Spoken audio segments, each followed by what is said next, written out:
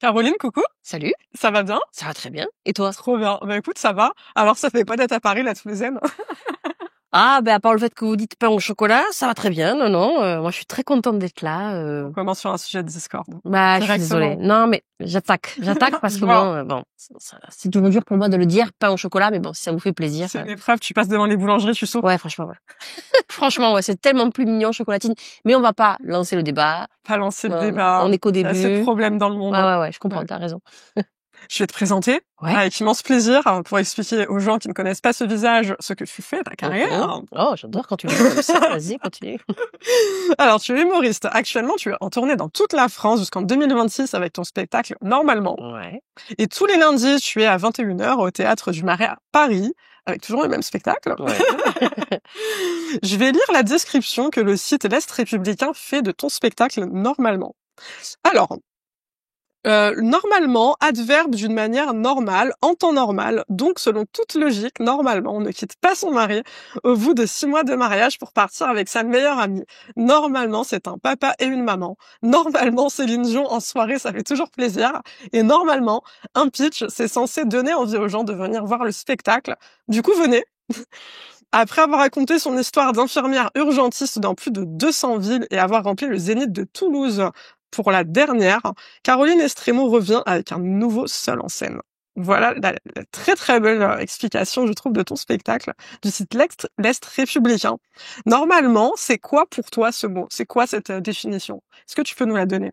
Déjà, j'ai appris que c'était un adverbe, parce que je savais pas que c'était un adverbe. T'as appris que c'était un adverbe? Quand je l'ai marqué dans le pitch, j'étais là. En fait, c'est ma manageuse, Clémence, qui m'a dit, mais c'est un adverbe. Elle m'a dit, normalement, on ne commence pas une phrase par un adverbe.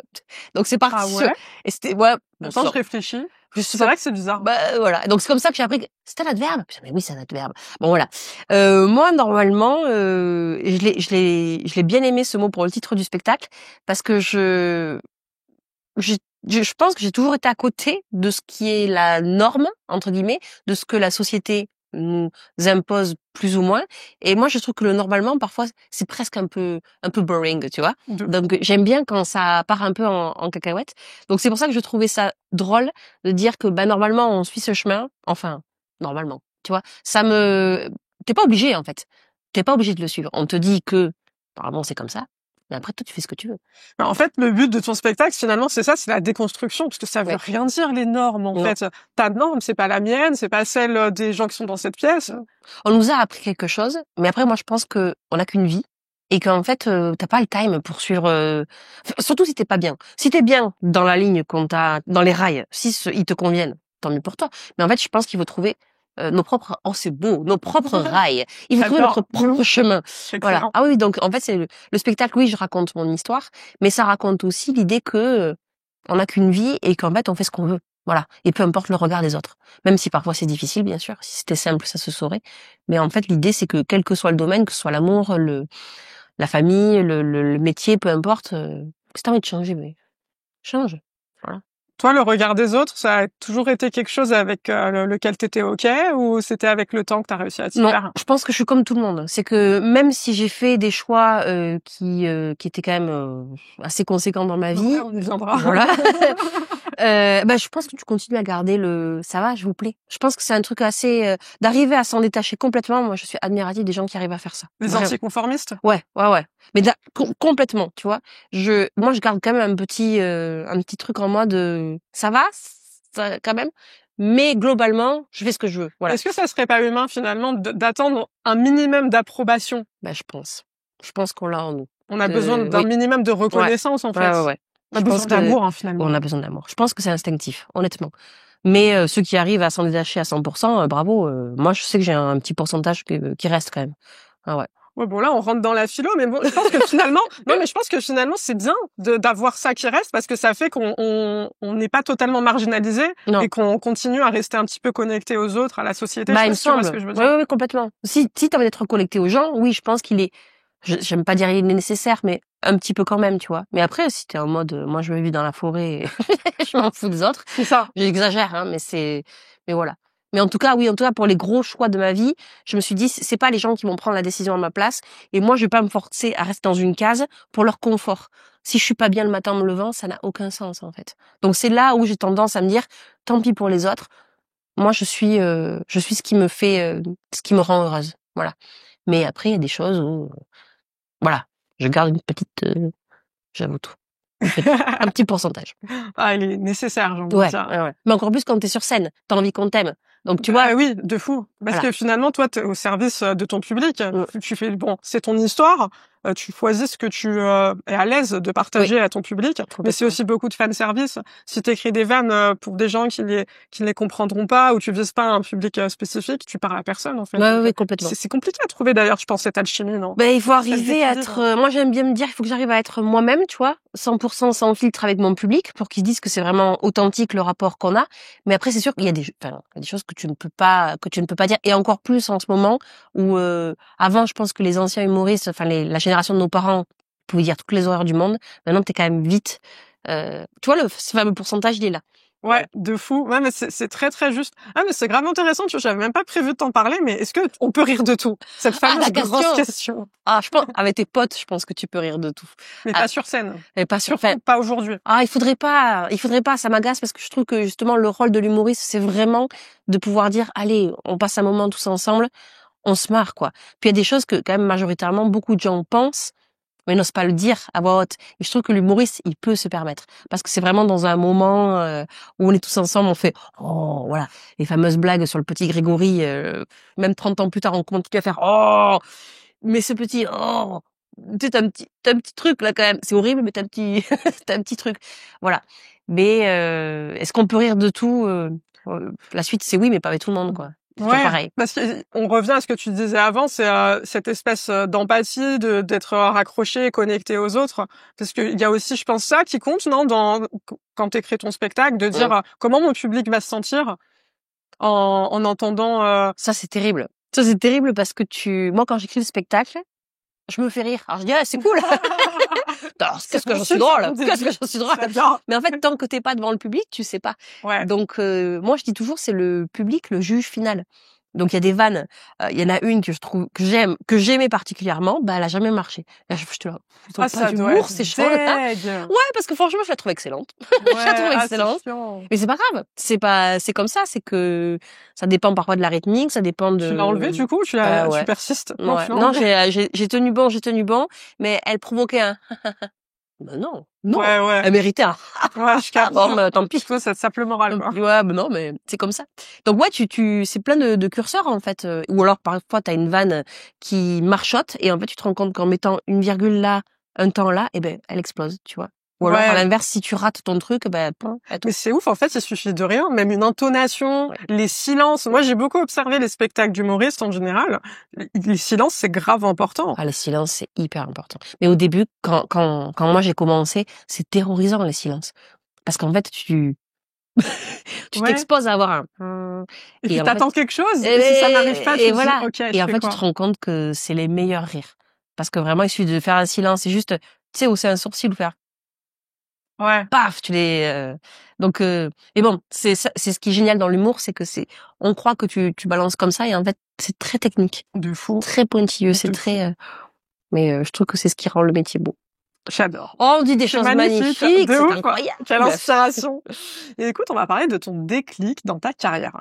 Ta carrière, elle commence par un buzz sur les réseaux sociaux en 2016. Tu racontes une de tes journées aux urgences dans une vidéo, car tu as bossé aux urgences, tu as été infirmière. Alors, c'est une vidéo qui donne 1 million de vues. 1 million de vues plus tard, tu es contactée pour écrire un spectacle, madame. Donc, tu as quitté ton poste aux urgences en 2022 pour faire de l'humour. Est-ce que tu peux nous expliquer, ça a été quoi le déclic? Le déclic, c'est qu'il y avait plus le temps. Il y avait plus le temps et plus l'énergie, tout simplement. Il y a eu un moment où, tu vois, je faisais un spectacle tous les 6 mois, donc ça ne posait pas de souci. Et puis après, au fur et à mesure, ça s'est accéléré. Et puis après, ma cadre de service, elle était vraiment adorable et elle calait mes jours de repos d'infirmière en fonction de mes spectacles. Ah, c'est cool. Ouais, franchement, elle a été nickel. Mais du coup, il fallait que je gère infirmière, il fallait que je gère humoriste et ma première fille qui venait de naître. Autant te dire qu'à un moment, j'ai fait, je sais plus si je devais faire des blagues au bébé ou si je devais piquer le public. Je sais plus ce que je dois faire, je sais plus. Là, c'est chaud. Voilà. Et en fait, comme c'était un rêve de gosse et que, en gros, le salaire d'humoriste était l'équivalent d'infirmière parce que je suis comme tout le monde, j'ai un crédit sur le dos. Je me suis dit, vas-y, saute. lance-toi, tu verras bien. Au pire, infirmière, il en manquera toujours. Le diplôme, je l'ai. Je pense pas qu'on me dira non, madame Estremont, on n'en a pas besoin. Ouais. Donc voilà, je me suis dit là, t'as l'opportunité, fonce. Voilà, y a pas de piège, quoi. Mais t'as ressenti quoi du coup? Parce que, enfin, j'imagine que ça, c'est aussi un métier passion. C'est un métier où t'es au service des autres complètement. Et en plus, bah, comme tu l'as dit, il faut que tu sois méga focus. Ouais. Parce que, ben, l'erreur est humaine, mais c'est un peu, Oui, un peu non, bien compliqué sûr. à gérer dans le médical, des erreurs. Donc, enfin, au moment où tu te dis que tu vas quitter ce métier pour l'humour, la balance, elle est comment? Il y a de l'excitation, il y a déjà peut-être du regret, du manque, c'est quoi? Non, franchement, il y a de l'excitation. Je pense que rien ne peut battre un rêve d'enfant, tu vois. Ah, C'est c'était un rêve vrai. d'enfant? Ah ouais, oui, mais moi je pensais que c'était pas faisable. Tu l'as dit, je suis de Toulouse. Pour moi, Alors? mais en fait, Le rugby, du coup. mais non, mais oui, mais en fait, je me disais, pour être humoriste, il faut forcément être parisien. C'est bête, hein, mais bah oui, c'était pas du tout. C'est marrant. En vrai, on avait quoi, 4 grands humoristes. Maintenant, on est plein. Mais avant, on avait vraiment les piliers de l'humour, tu vois. Et je me disais, si tu connais pas du monde, tu passes pas des castings, c'est mort. Et en vrai, je me suis heurtée à mes parents qui m'ont dit, non, tu fais un vrai métier et tu tu fermes ta bouche, en gros. Voilà, humoriste, c'était. Ils ont alimenté tes pensées limitantes. Bah ouais, ils m'ont dit non, c'est intermittent du spectacle. Intermittent du spectacle, à Précarité. l'époque, c'était ah ouais, complètement. Et bon, mais ceci dit, c'est pas plus mal parce que c'est ce métier d'infirmière qui m'a amené à humoriste et en plus qui me donnait un filet de sécurité énorme. Si ça marchait pas, je l'ai mon diplôme, tu vois. Donc ça avait quand même, j'avais cette liberté de me dire, j'avais pas peur parce que j'avais un filet de sécurité. J'étais excitée parce que je me suis dit, moi je me dis quand t'as des opportunités qui te font vibrer, ben faut y aller. Et au niveau salaire, je te dis, c'était Ouais. quasi pareil. Donc en vrai, il y avait pas de. Et puis je pense que je suis partie au bon moment aussi. C'est que j'aimais encore mon métier. Tu vois, j'avais peur, pas forcément de finir en burn-out, mais d'arriver à être aigri. Et si un soignant il est aigri, il est plus agréable avec ses patients. Et ça, pour moi, c'est mort. Quand tu vois des collègues qui sont horribles avec les gens, là, tu te dis non, voilà. Et donc, je pense que je suis partie au moment où je l'aimais encore, mon métier. Et quand j'en reparle à mes collègues, tout le monde me dit, tu es partie au bon moment. Parce que maintenant, avant, je trouvais que c'était l'enfer. Là, ils me disent, mais tu sais même pas ce que c'est. Sur quoi? Sur l'organisation, le sous-effectif? Ouais, sous-effectif, l'organisation, encore plus aux urgences, un flux permanent, hyper important, et pour des trucs de merde, voilà. Parce que on a dit souvent que l'année du Covid, on a vraiment eu nos vraies urgences. C'est-à-dire qu'elles étaient vides. On avait vraiment que des cas graves. Et heureusement, des cas graves, t'en as pas tout le temps. Mais de la bobologie, t'en as en permanence. Là, ils sont pas venus, les gens, ils se sont pas déplacés. Donc, on avait vraiment des cas graves et le temps de s'occuper des cas graves, tu vois. Et on faisait vraiment notre métier, bien, tu vois, avec du temps. Voilà. Donc, je suis partie au bon moment. Et peut-être ce qui fait que tu dis que t'avais peur de finir dégoûté un petit peu de ton métier. J'ai l'impression, hein, tu me dis si je me trompe, que ce qui t'anime, toi, c'est l'humain. Ouais, Et que c'est ça, au final, que tu veux retrouver dans l'humour. Et que tu voyais une énorme porte ouverte à l'humour quand t'as quitté les urgences. Ah oui. Au début, je l'ai pas vu. Si tu veux, j'ai vraiment vu le truc de allez, je vais m'amuser. Et en fait, je le dis souvent, mais c'est vrai. Il y a quelqu'un qui m'a écrit un jour et qui m'a dit avant tu soignais avec les mains, maintenant tu soignes avec les mots. Mais je compte t'y faire réagir. Ah, tu vois? T'inquiète, j'ai pas fait. Ah là là, et je l'adore ce truc parce que j'ai dit c'est vrai. Et puis surtout que j'avais beaucoup de soignants qui venaient me voir. Donc ils me disaient avant tu soignais les patients, maintenant tu nous soignes à nous parce que ça fait du bien de rire de notre métier et des difficultés qui parfois nous font pleurer. Toi tu les amènes et on se marre en fait de ça. Donc ça a été vraiment j'ai bien aimé cette transition. Bon après c'est super parce que là avant mes patients, il y en a qui m'insultaient, là tout le monde m'applaudit. C'est génial. C'est génial. Tu gagnes au change. Attends, t'as vu? J'adore. J'ai retrouvé la phrase, hein. Alors, c'était pour le blog Culture 31. Ouais. Donc, tu as dit, on m'a envoyé un message un jour en me disant, tu soignais avant avec les soins. Avec les soins, Maintenant, ouais. tu soignes avec l'humour. Et en fait, la question que j'avais prévue, parce que moi, ça m'a grave interpellé cette phrase, c'est pour toi, ça a le pouvoir de guérir quoi, l'humour? Ah, beaucoup de choses. Moi, je fais des blagues depuis que je suis toute petite parce que j'adore ça et je peux te provoquer un fou rire à un enterrement. Dès qu'il y a une situation difficile, je sais pas, j'ai un réflexe de vouloir faire une blague parce que j'aime pas quand on est triste, c'est nul. C'est pour J'aime désamorcer, du coup, Ouais, je pour pense, toi? ouais, c'est instinctif. Et pour toi, il n'y a pas des moments où c'est pas le moment? Ah si, mais Genre en enterrement? mais complètement. Non, mais c'est terrible, je le sais. Hein. C'est que non, mais je suis Non, mais c'est tellement, marrant de voir la vision. je suis tellement spontanée, j'ai pas de filtre que j'ai pas le truc de là, c'est pas le moment. Mais je le faisais beaucoup avec mes patients et en fait, ça détend les gens. Ouais. Après, il y avait des patients, je tentais, et puis tu voyais que non, il fallait pas la faire celle-là. Voilà, il faut respecter. Tout le monde n'est pas réceptif, parfois c'est pas le moment, parfois t'as pas envie, mais je trouve que l'humour, ça vient détendre tout le monde. Moi, pour moi, c'est nécessaire.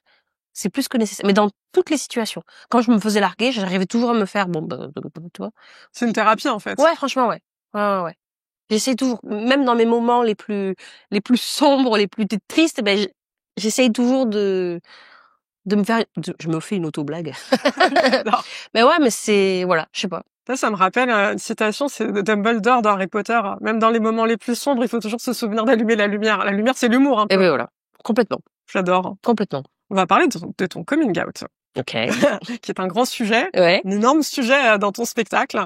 Pour recontextualiser, tu as quitté ton mari pour une femme. Aujourd'hui, vous avez 2 enfants ensemble.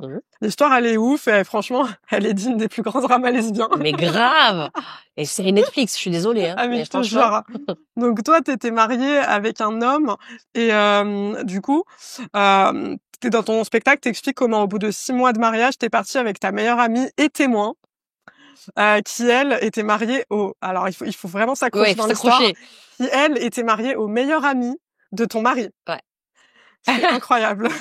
C'est vraiment digne des plus grands dramas lesbiens. Donc, est-ce que tu peux nous raconter 2 choses? Ton coming in, donc, toi, avec toi-même intérieur, et ton coming out. Alors, mon moi-même intérieur, je pense, c'est compliqué parce que même encore aujourd'hui, j'essaie un petit peu de me l'analyser. Je pense qu'il y a eu plein de signes, et c'est ce que je raconte dans le spectacle. Il y a eu plein de signes où tu te dis, mais c'était devant moi quand même, tu vois, c'était là. Et ben genre,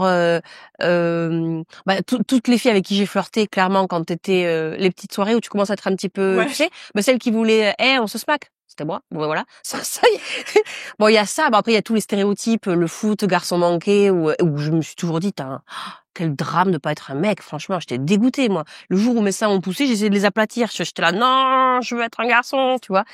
Mais tout ça, et puis et en fait, je me rendais compte que c'était cool de draguer les meufs, tu vois. Je sentais que j'étais plus à l'aise et que c'était facile pour moi de séduire une femme. Bon, c'est en soirée, c'est en copine. J'allais dire, en soirée un peu bourrée. Mais ouais, mais le lendemain, t'es de nouveau toi, tu vois. Ouais. Mais mais en même temps, j'ai vraiment toujours été attirée par les garçons. Donc, tu sais pas. Voilà, mais je sentais quand même, tu vois, quand je me suis mis en couple avec mon mari, je me dis, j'aurais quand même ce regret de jamais avoir fait l'amour avec une femme, tu vois. Ah ouais. J'avais quand même ce truc-là. Alors je me dis, est-ce que t'es bi? Est-ce qu'en fait t'es lesbienne depuis le début? Est-ce que tu vois tous ces trucs-là? Ouais. Et j'ai jamais vraiment réussi à mettre. Je pense que c'était juste des phases de ma vie. Donc le coming out, en vrai, j'y réfléchissais il y a pas longtemps. Donc c'est étonnant que tu me poses la question. J'en ai pas vraiment fait. C'est-à-dire, je sais pas poser mes parents en disant bon ben voilà. Non, c'est juste que je suis tombée amoureuse d'Hello. On s'est mis ensemble. Et puis un jour, je suis rentrée à mes valises, je dis je quitte mon mari et je pars avec Hello. Ça a été évident comme ça? Ah ouais. On n'a pas eu mes parents m'ont même pas demandé, tu t'es jamais sentie. Non, c'est, tu vois, j'ai changé. Mais ils ont réagi comment? Ah il y a eu un petit moment, ils ont dû s'asseoir. Il y a eu quoi? Ça fait 6 mois, on a payé une partie du mariage, et quoi? Tu pars avec une femme? Bon, attends, Jean-Pierre, on va s'asseoir. Tu vois, c'était un petit peu. Bah ouais. Mais en fait, je leur ai amené j'ai vendu le projet. Je leur ai dit, j'ai jamais été aussi heureuse, j'ai jamais été autant convaincue de ce que je faisais. Je suis convaincue que c'est le bon choix. Et je me souviens, je sais que j'ai parlé avec mon père, je tournais autour de la table du salon, je faisais une plaidoirie, en fait. Et lui, il était là. Faites entrer l'accusé. Voilà, exactement. Et en fait, à la fin, il m'a dit, moi, je sais que t'es quelqu'un d'entière et que quand tu prends des décisions, c'est pas à la légère. Donc, si tu sais, nous, on te suit. Voilà. Waouh, super soutien, du coup. Ouais. Bon, par exemple, il m'a quand même dit, tu nous saoules parce que ce mariage, nous, on y a cru. Tu nous as fait une pièce de théâtre, tu vois. Je me suis quand même pris des mérité quand même, tu vois. Il faut aussi comprendre que les autres, ils se prennent quand même un petit uppercut. Donc je l'ai pas, mais franchement, non, ils m'ont soutenu. Non. Et les amis, les gens qui étaient là à votre mariage avec ton mari, les proches. Pareil. Non. Franchement, majoritairement, on a été soutenus. Il y a eu un petit blocage avec mon frère, ce que je raconte beaucoup dans le spectacle, où lui, c'est un peu, c'est un stéréotype du macho, mon frère. Donc si tu veux, il était là, mais je comprends pas. Il avait à la fois les pauvres mecs, c'est pas cool ce que vous faites, et à la fois, qu'est-ce que vont dire mes amis? En fait, t'es lesbienne, tu vois. Il a eu tous ces trucs mais c'était lui, en fait. C'était des problèmes pour lui, quoi. Oui, voilà. C'est classique. Voilà. Et puis en fait, un jour, mon père l'a attrapé, il lui a dit maintenant t'arrêtes tes conneries, c'est ta sœur, allez. Puis ça a été fini. Voilà, tout simplement. Et ça va, du coup, les rapports Ah oui, très bien, vous très bien. Mais maintenant, on en rigole parfois quand il me voit en train d'embrasser ma femme, il est là. Ça le faites pas devant moi. Mais il rigole, il Se rigole. marre. Il se met derrière, il fait. Je te jure que vraiment, C'est génial. voilà. Mais ça, on en rigole et dans le spectacle, le pauvre, il s'en prend une tartine tout le long. Je fais ma petite vengeance, ma thérapie, pardon, dans le spectacle. J'adore. Mais il le sait, il me fait non, mais c'est le jeu, c'est le jeu. Moi, je trouve ça génial parce que franchement, c'est grave d'utilité publique. C'est un sujet méga sociétal. Mais tu le sais, t'es artiste. C'est aussi un sujet qui ferme des portes. Parce que coucou l'homophobie en France quand même. Et LGBT plus phobie en général d'ailleurs. Ça a été une évidence pour toi, du coup, d'aborder ces sujets sur scène en te disant que t'allais, on va parler français, te fermer une partie de ton public. Ouais. Bah, j'y ai même pas pensé, figure-toi. J'y ai même pas pensé parce que je me suis dit, moi j'ai une histoire à raconter. Et en fait, c'est même pas une histoire de, enfin oui, partir avec une femme, ça rend le côté encore plus croustillant du potin. Non, mais surtout, je te jure, il faut suivre l'histoire quand même parce que le meilleur ami du meilleur ami. Mais c'est simple, on était 4 potes, d'accord? D'habitude, tu pars avec le meilleur ami de ton mec. Tu sais, c'est ce qui se fait un peu dans les films romantiques. Oui, bon, c'est ben vrai, là, je suis partie avec sa meuf. C'est un film de Noël Netflix, quoi. On est 4 potes et voilà, on est partis. Vous avez switché, en fait. On a switché, exactement. Ouais. Mais comme le fait que je suis avec une femme, dans tous mes livres au début, ben, je dis ma femme. Tu sais, j'ai pas dit, au fait, il faut que je vous explique, je suis homosexuelle. Tu vois, t'as pas eu peur de te fermer une partie du public? Je me suis dit, si t'en perds, c'est que c'est pas les meilleurs que t'as perdus, tu vois. Enfin, tout simplement. Moi, j'ai une communauté quand même très très cool, majoritairement de soignants, puisqu'à la base, ils me suivent pour ça. Ah, super. Et je me suis dit, bon, ben, si t'en perds dans le tas, c'est pas grave. Et en fait, non, elles sont là, hein. Elles sont là. Et si tu veux, comme on s'expose quand même beaucoup sur les réseaux sociaux, sur notre famille, bah, ils savent. Ils sont au courant, ils sont dans le truc. Et vraiment, le spectacle est une continuité, en fait, de ce qu'ils voient sur les réseaux. Mais moi, ce que je trouve génial, c'est que t'as eu une bifurcation, en fait. C'est-à-dire qu'à la base, t'as eu humour soignant. Ouais. Et à un moment, il y a quand même eu la question de dire, je fais le virage où je parle de sujets LGBT+.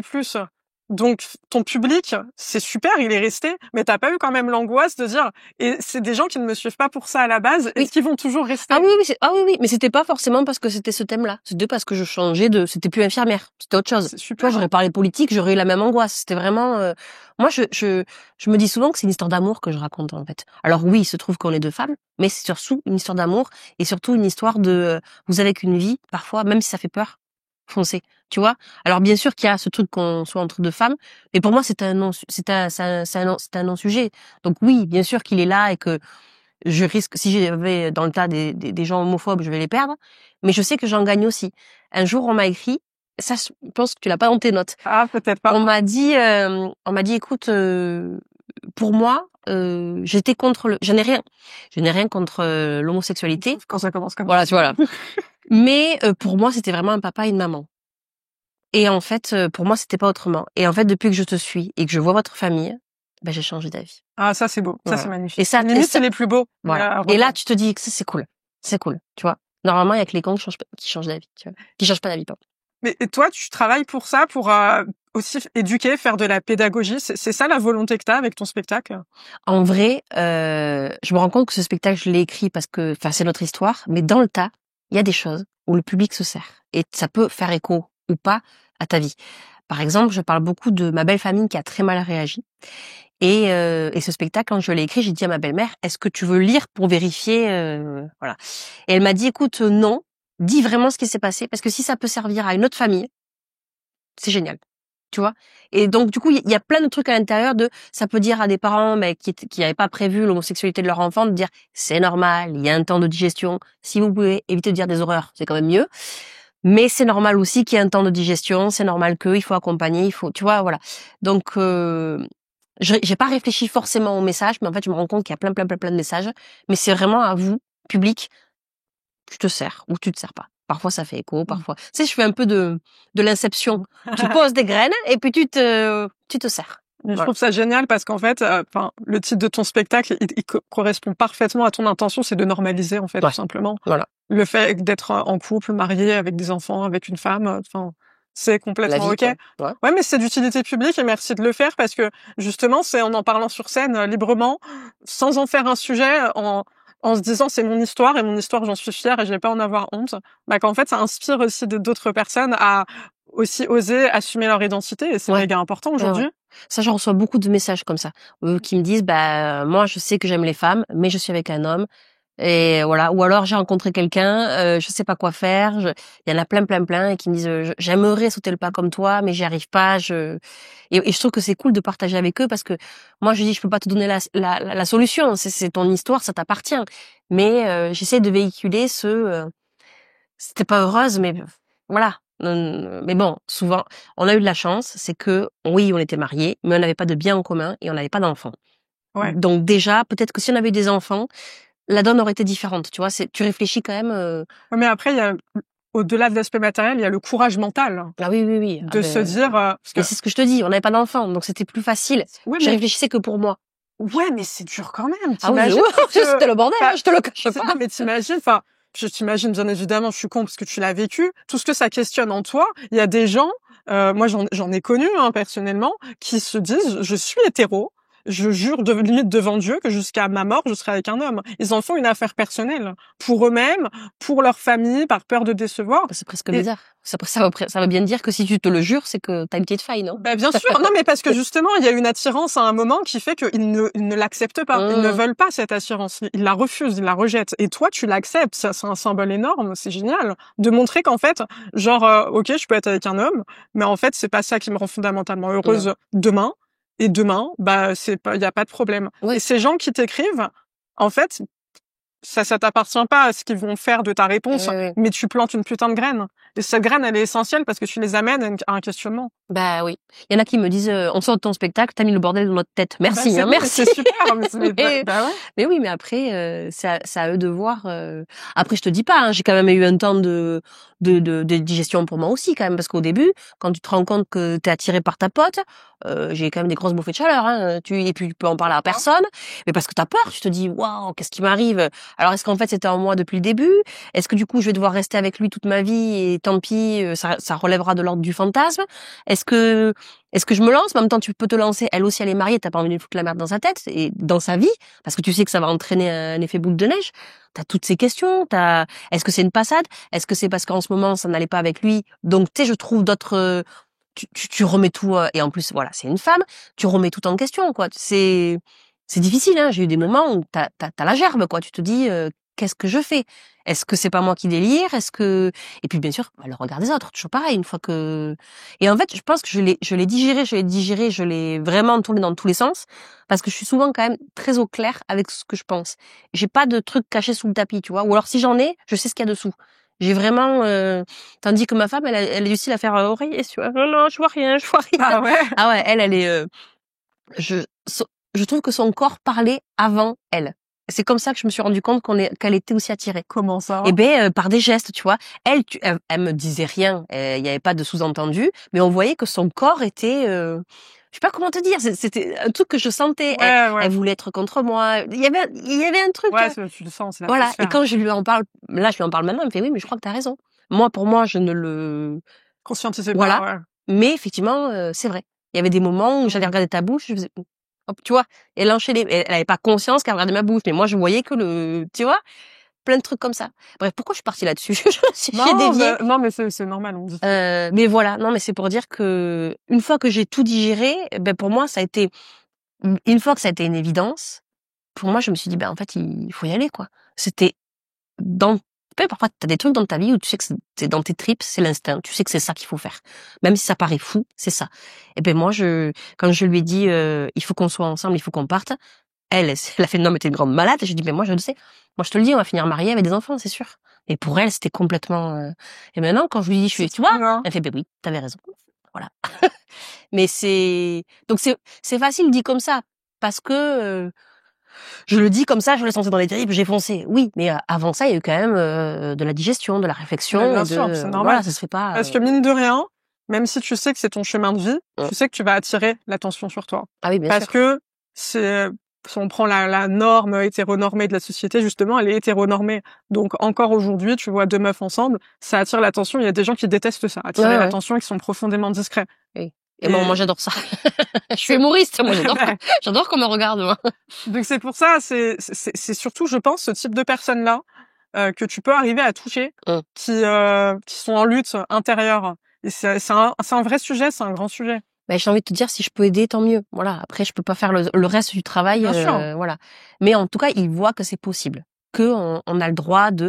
Et inversement, il y a des gens qui m'ont dit, ben moi j'ai toujours été homo, puis un jour je suis tombée amoureuse d'un homme et je suis partie avec un homme, quoi. Ça, Donc c'est on perd ça. des soldats en route, ça arrive. Ben voilà, voilà. Parce qu'en vrai, on s'en fout. Je pense qu'il faut arrêter de vouloir mettre Non, mais des bien écarts, sûr. des étiquettes. Non, L'amour, mais c'est la mort. soyez. Et puis moi je dis toujours, on s'en fout, soyez vous-même. Enfin, voilà, De on s'en fou. fout des autres, soyez vous. Non, mais je suis grave C'est d'accord. vraiment. Voilà. Hyper d'accord avec toi. Voilà. On va parler de ton rapport à l'humour, grand Ouais. sujet. Ok. Alors, on revient sur le blog Culture 31. Ouais. Je t'avais fait réagir tout à l'heure. Alors, pour eux, tu as dit, j'ai toujours utilisé l'humour depuis toute petite et surtout dans les moments difficiles. Tu vois, Ouais. Charlotte. Ah, non, mais non. Non. Mais en fait, t'as dit un long truc hyper intéressant qui complète ce que t'as dit tout à l'heure, parce qu'effectivement, t'en as un petit peu parlé. Donc, t'as dit, dès que je me faisais larguer par un mec, oui, ça tu l'as dit. Par exemple, je plaisantais de la situation.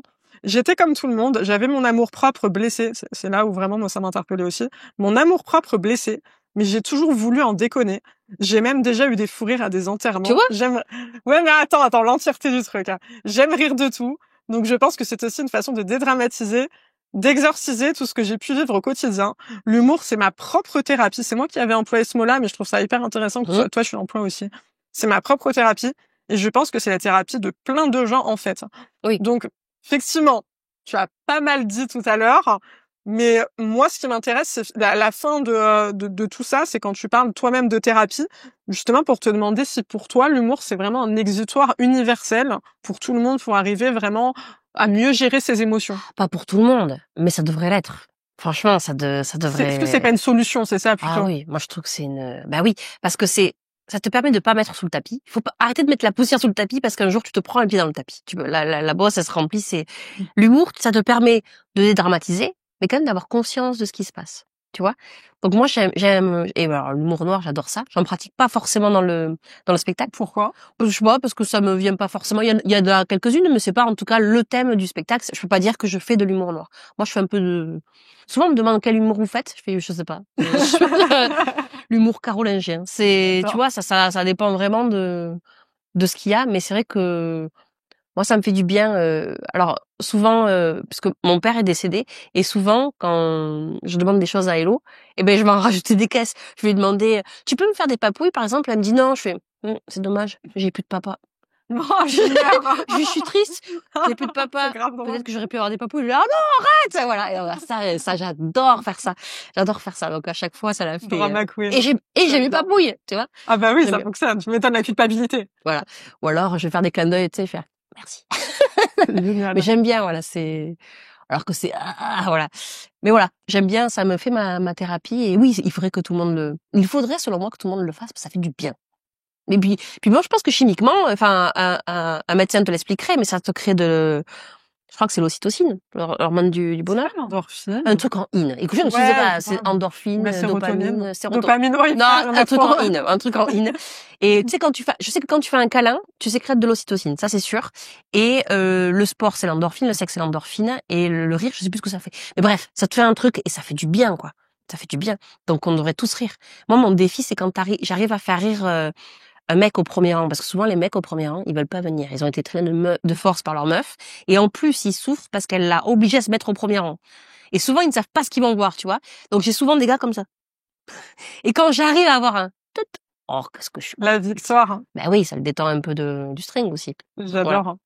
Voilà. En fait, moi, ce que je trouve génial, c'est le fait de se dire qu'on a, surtout à Paris, la chance d'avoir autant de spectacles, autant d'humour à disposition. Par contre, ce que je trouve très dommage, c'est qu'on n'en profite pas assez.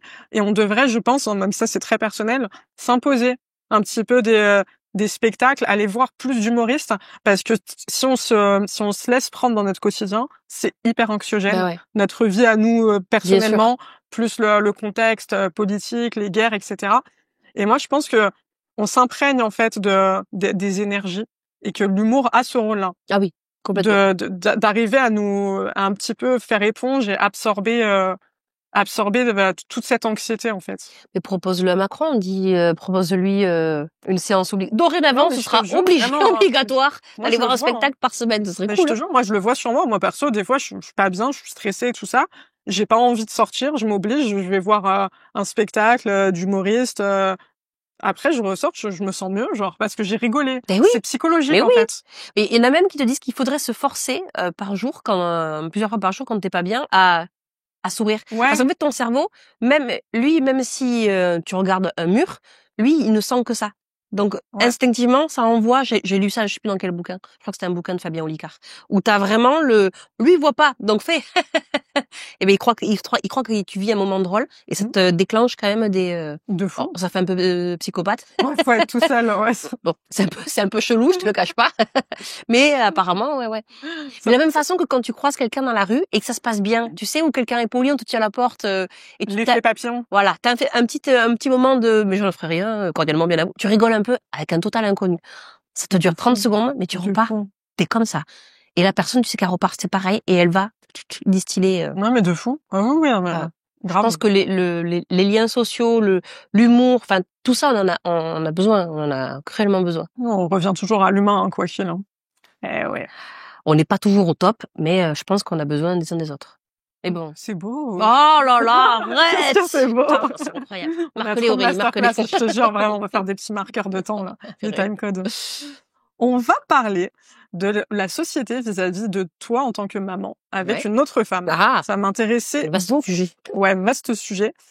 Alors, moi, j'ai envie de te demander ça, donc que ça soit à l'école, sur les réseaux sociaux, avec tes proches ou avec les gens que vous rencontrez dans la rue.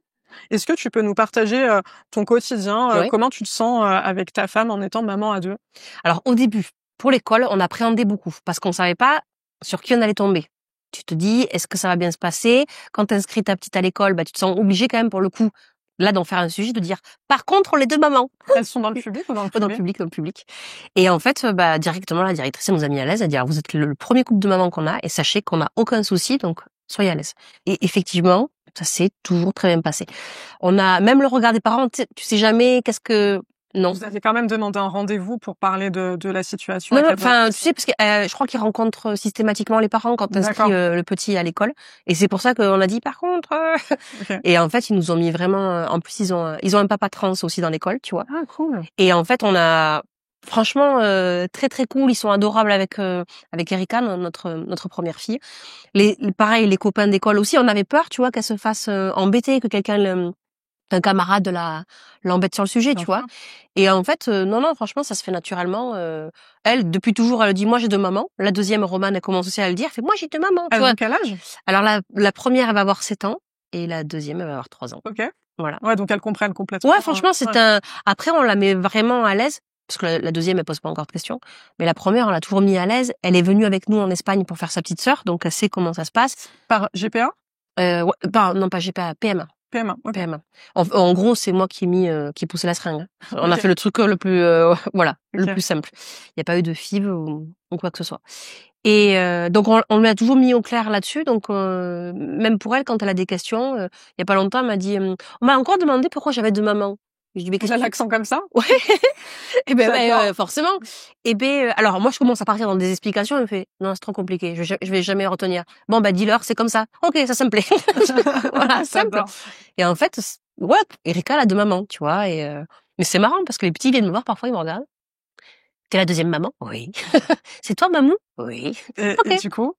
C'est tout. C'est tout. Les enfants, ils sont simples. Tu leur dis le ciel est bleu, ils te croient. Si on leur disait depuis toujours que le ciel était vert, ils te feraient, ok, le ciel est vert. Trop bien. Tu vois, c'est ce que je dis dans le spectacle. Les enfants, ils sont tolérants et 10 fois moins cons que les adultes. Il y a rien à, si tu leur dis ça, voilà. Quand on s'est mis ensemble et que nos neveux ils nous ont posé des questions, tu réponds. Ils te font, ok, cool, je retourne jouer. Ah, c'est génial. Ah, j'adore. Donc voilà, ça c'était vraiment la plus grosse angoisse, c'était l'école. Ouais. Et en fait, ça se passe très bien. Donc c'est chouette. Avec les autres parents, ça se passe très bien. C'est pas un sujet quoi. Et après, dans la rue, majoritairement quand même, on a des regards. On n'a jamais eu de regards méchants. Où tu peux avoir des regards un peu insistants. Alors ça fait un peu péter un peu. Ma meuf, elle aime pas trop ça. Et là, ouais, bonjour. Je dis mais s'il faut, ils sont juste curieux. Faut la retenir parce que sinon ça va partir un peu. Mais voilà, on n'a jamais eu de démon. Voilà. Et parce que je pense aussi peut-être pas, ça c'est débile ce que j'allais dire, mais que, tu vois, m'en fous. Trop bien. Voilà. Ouais, c'est Même si génial. tu gardes toujours une réserve, tu sais pas, tu vois, quand il y a des pays qu'on aimerait visiter, on se dit, bah, non, on va pas y Oui, aller. mais c'est normal. Il y a des choses, faut pas jouer avec le feu non plus. Ouais. Mais voilà. Pour répondre à ta question, on est quand même, Témoignage hyper positif. voilà. Moi, je dis toujours à Hello, si tu fais de quelque chose un problème, ça va devenir un problème. Donc, en fait, tandis que si tu vois, elle avait beaucoup peur d'expliquer ça à Erika. Et en fait, je lui dis, non, mais, simple. Si elle sent qu'il y a une faille, qu'il y a un sujet qui nous dérange, qui nous met mal à l'aise, elle va plus oser y aller. Elle va tu vois. Nous, on lui a toujours dit, tu dis, ou pas, si t'as deux mamans. Si tu veux pas le dire, tu le dis pas. Fais ce qui te met à l'aise ou alors dis, bah oui, j'ai deux mamans. Enfin, ça tue, c'est voilà. trop cool. Et souvent, les gosses, ils sont là. C'est vrai ou elle ment? Bah non, on est deux. Ah ouais, d'accord. Il y a pas de papa? Bah non. Ok. Voilà. Tu vois, vraiment, c'est autre chose, ouais, après, ils s'en foutent, hein, ils sont pas. de fou. Ou alors, ils vont dire, oh, Il la va trop de juste la comprendre. chance. Voilà, tu vois. Voilà. C'est trop bien. Donc, le rapport à la société, il est cool. Sur les réseaux, je te le dis, on a pas de haters, ou alors ça arrive vraiment c'est génial. oui, mais parce que ça va venir à un moment ou à un autre. Quand c'est des vidéos partagées avec d'autres choses. T'as quand même quasiment 100 000 abonnés sur Insta, quoi. Donc, enfin, je t'apprends rien, plus tu augmentes la visibilité, plus t'attires. Ben oui, plus ça, il y a un moment ou un autre où 100 000 déjà, et t'es pas harcelé, c'est super. De temps en temps, je vais avoir un truc, mais je l'efface. Avant, ça me mettait, et après, je me dis, je peux pas expliquer à quelqu'un via. Oh non, l'énergie perdue. Voilà. T'as pas envie, écoute, on est des démons, allez, qu'est-ce que tu veux, allez, voilà. Ouais. Tu peux rien faire, hein, je vais pas refaire voilà, pour l'instant, mais bon, je sais qu'un jour, on sera exposé, hein, il faut pas non plus rêver, hein. Et administrativement, ça va, c'était pas trop une misère? Si, ça c'était compliqué parce que c'est mal fait, en fait, à l'époque, donc on s'est mariés, mais t'avais beau être marié et avoir le même nom de famille, l'enfant, quand il naissait, eh ben, il avait systématiquement le nom de jeune fille, de la mère biologique. Je te le traduis. D'accord. En gros, on s'appelait Estremont Vigne toutes les deux. Okay. Et Rika, elle est née Vigne. Parce que c'était Hello qui l'avait portée. Et à ce moment-là, j'ai aucun droit sur elle. Ça veut dire que si Hello, elle meurt, et que ma belle famille veut récupérer la garde, je peux rien faire. Elle est pas, donc j'ai dû l'adopter. Et Hello a dû adopter notre seconde fille que j'avais portée. Ça fait chier, ouais. Parce que tu dois te retrouver à faire des dossiers comme ça, à payer un avocat, te retrouver devant 10 juges qui sont là. Alain, pourquoi vous l'adoptez? Ben, je ne sais pas. Passer devant le juge. Ah ouais. Tu passes devant, je sais plus ce que c'est. Il doit y avoir un greffier, le juge, enfin. Il faut que tu justifies de vouloir adopter ton propre enfant. Ouais. Moi, il m'a dit pourquoi vous l'adoptez? Oh putain. Mais je dis ça, parce que pour moi, c'est ma fille et je veux qu'elle soit à vos yeux. Pour moi, à mes yeux, c'est ma fille. Je veux qu'aux yeux de la société, ce soit ma fille. J'ai dit un truc comme ça. Ça a pris combien de temps? 1 an. 1 an? Tu mets 1 an. Et encore, je te dis, on est à Toulouse, donc on sait que la justice est cool. Il y a certaines régions de France, s'ils sont homophobes, tu galères, quoi. Ah, complètement. Voilà. Donc nous, sans galérer, tu vois, ça prend 1 an quand même. Donc c'est chiant. C'est chiant. Ça, c'est chiant. Voilà.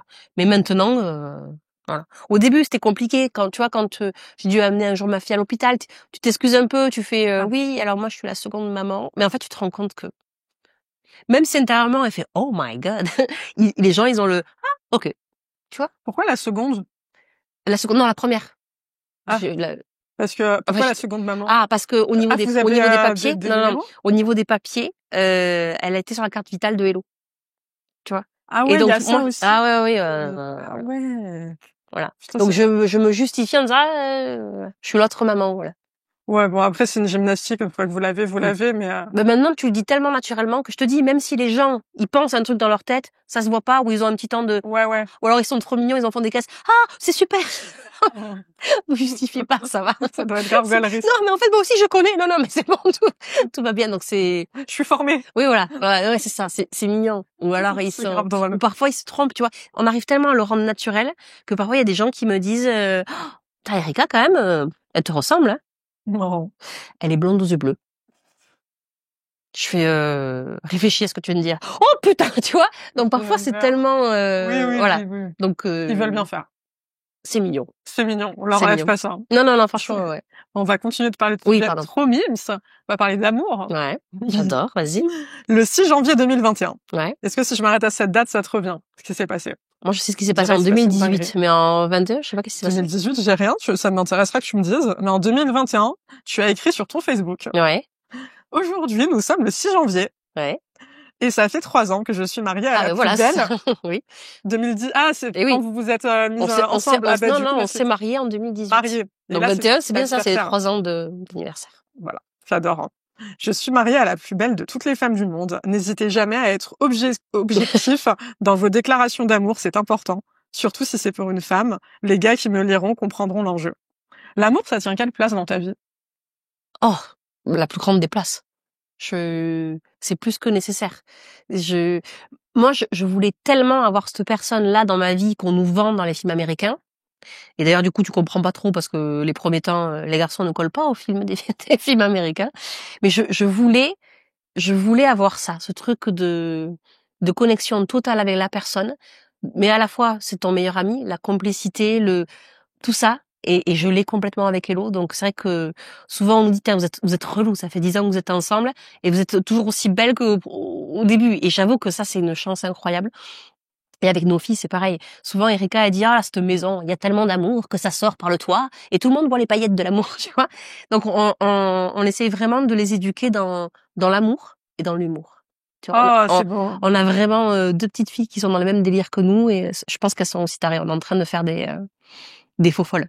Mais donc, on essaie vraiment de rester, enfin, on essaye. On le réfléchit même pas. Donc, pour répondre à ta question, c'est vraiment, ça a une très, très grande place. Et je pense que force. Ah oui. C'est plus que nécessaire. C'est vraiment, je pense que si j'avais pas l'amour d'Hello, j'aurais pas la même force pour monter sur scène. Tu vois, elle m'appelle tous les soirs avant de monter sur scène. Elle me dit toujours les mêmes choses. On est un peu toqué. Parfois, elle me parle d'autre chose. Je lui dis non, mais dis-moi la phrase. Ah oui, bon. La phrase. Mais ben, on a une phrase type qu'elle doit me dire pour monter sur scène. Tu sais, les artistes, on est toqués. On aime bien. Mais en fait, c'est un bien fou parce que elle te le dit oui par habitude, mais tu sais qu'elle le pense. Donc ça te donne t'es vraiment à deux dans toutes les épreuves. Tu sais qu'elle est là, qu'elle te soutient dans tes erreurs, dans tes chutes. Elle peut te mettre une tatane parce que parfois tu fais de la merde, hein. Mais elle est là, tu vois. C'est du sincère, c'est du vrai, et c'est ce que je souhaite vraiment à tout le monde en amour. Enfin, je sais pas, il y a un mélange de respect, de complicité, de force. Pour moi, et c'est hyper important, et ça commence avec tes parents. Quand tes parents, ils te donnent de l'amour, ils te donnent leur confiance. Et on le voit, toutes les failles qu'on a, c'est souvent quand ma mère, elle me dit, bon, on a fait de notre mieux. Mais c'est souvent quand tes parents, ils ont merdé à des endroits, ben, c'est là souvent où toi, t'as tes failles, en fait.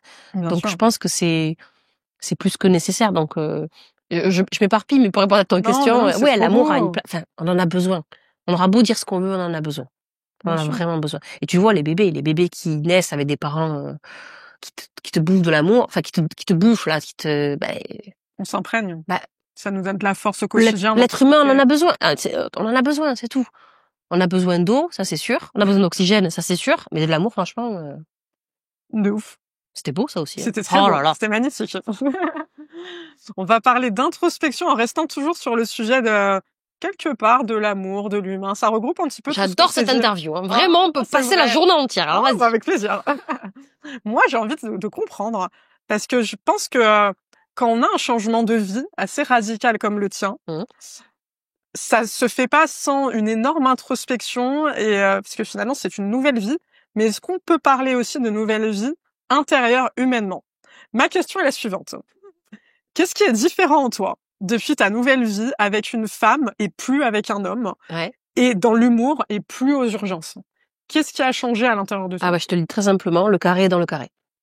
Tout simplement. Tu trouves ta place maintenant? Tu vois le jeu des gosses là où t'essaies de mettre le cercle dans le carré et tu vois que ça pourrait mais ça le fait pas totalement. Mais maintenant j'ai l'impression d'être totalement alignée, vraiment d'être à ma place. J'adore. Voilà. Ça me donne vraiment, et je dis souvent ça à Hello, le carré est dans le carré. Vraiment, c'est que ce soit en amour ou dans mon métier. Vraiment, je suis là où je devais être. Ça se traduit comment toi avec toi-même au quotidien?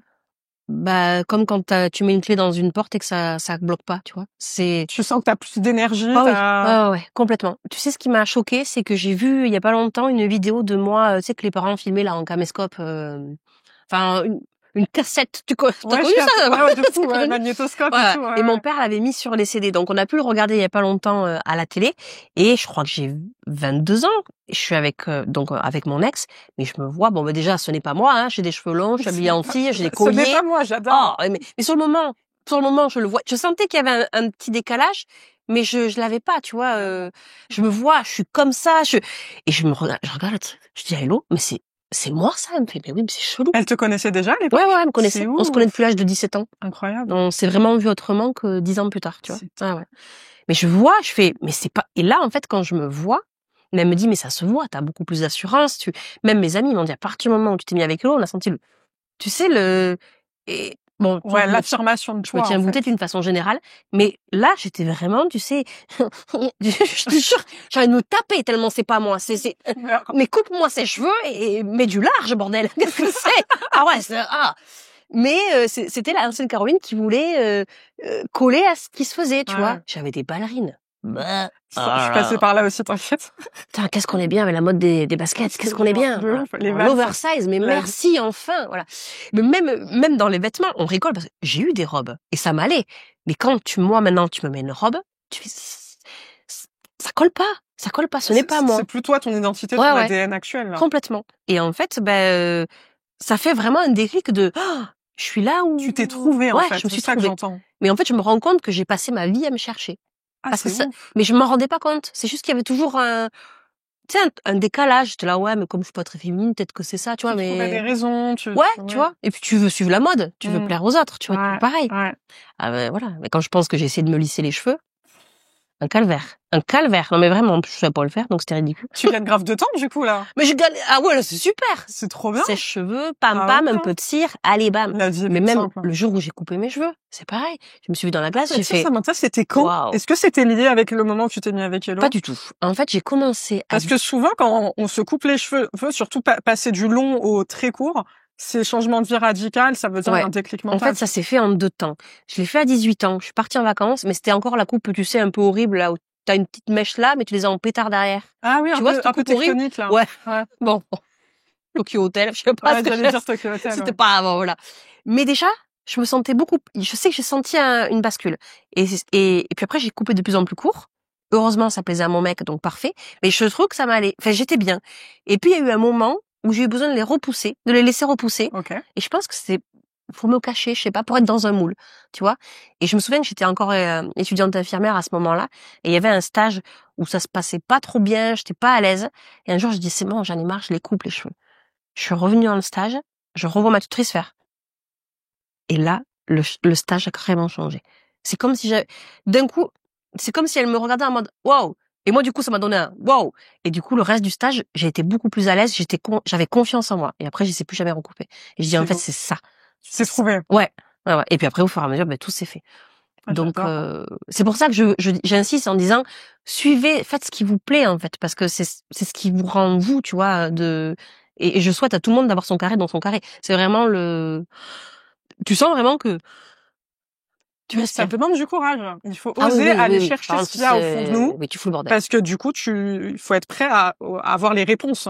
Des fois, t'as pas envie d'avoir les réponses. Ah, mais je pense que c'est le jeu. Je pense que, moi, je parle en termes d'univers. Je pense que l'univers, il est comme ça. Il te dit, si tu veux ce que tu veux vraiment, il faut d'abord en chier. Ouais. D'accord?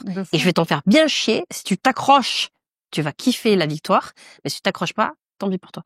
J'adore. On est obligé. Voilà, on est obligé. C'est quoi, no pain, no gain? On est obligé de passer par un truc c'est con, on aimerait que ce soit simple, mais ça n'aurait pas la même saveur. Il faut galérer pour apprécier ce que t'as derrière. Hyper d'accord avec toi. Mais bon, c'est sûr que la galère, après, elle est pas agréable.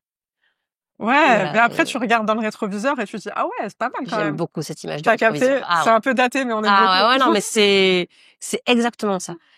T'aimes te dire, tu vois, avec Hello, quand on en reparle, j'ai dit, ouais, on en a chié, on en a vraiment chié, mais regarde. Et en plus, on en fait un spectacle. Bon! Ça tue. J'adore. J'ai passé un moment génial. C'est déjà fini? C'est déjà fini. Oh non! Mais je vais quand même rappeler, on peut te trouver. Attends quand même, on taffe ou pas? Oui, bien sûr. Vas-y, taffe. On rappelle que tu es au Théâtre du Marais à Paris tous les lundis à 21h pour jouer donc ton nouveau spectacle. On le rappelle, normalement en adverbe. C'est normalement, pas normalement en adverbe. Et aussi en tournée dans toute la France. Toutes les dates, elles sont sur ton site carolineestremoofficiel.com. Évidemment, on va mettre le lien en description de la vidéo. Et il faut se dépêcher parce que félicitations Queen, il y a énormément de dates qui sont déjà complètes. Un énorme bravo pour ce beau succès. Eh ben, merci beaucoup. Et vraiment merci, c'était un moment génial. Merci à toi, c'est très cool. Pour tout ce que tu incarnes, pour tout ce que tu transmets aux gens comme powerful, affirmation de toi. Je pense que tu le vois pas comme ça parce que pour toi c'est hyper naturel et c'est pas forcément un sujet. mais tu le transmets quand même. Et enfin, sociétalement, c'est d'utilité publique, et en plus psychologiquement, c'est aussi d'utilité publique parce qu'on a besoin de rigoler. Le monde part un petit peu en couille en ce moment. Ben, merci beaucoup. C'était des très beaux compliments que je prends, que j'apprécie. Prends, Je prends, merci. Et si ça te va, on se fait un petit check de fin, vu que ça Ouais. s'appelle Check le média. Ok, bien sûr. Let's go. Attends, c'est quoi? Qu'est-ce que tu fais comme Franchement, check? moi, je m'adapte aux gens. À chaque fois, les pauvres, je les vois, ils sont en panique. Ben oui, parce qu'il y a quand même une règle. Est-ce que, Je te jure, est-ce il y en qu'on a fait pas. juste Bah, si tu préfères ça, on fait ça. Si tu préfères ça, on fait ça. C'est comme tu veux. on fait ça et ça? Vas-y. Let's go. Bam. Allez. Merci pour tout. Merci à trop toi. cool. C'est trop cool.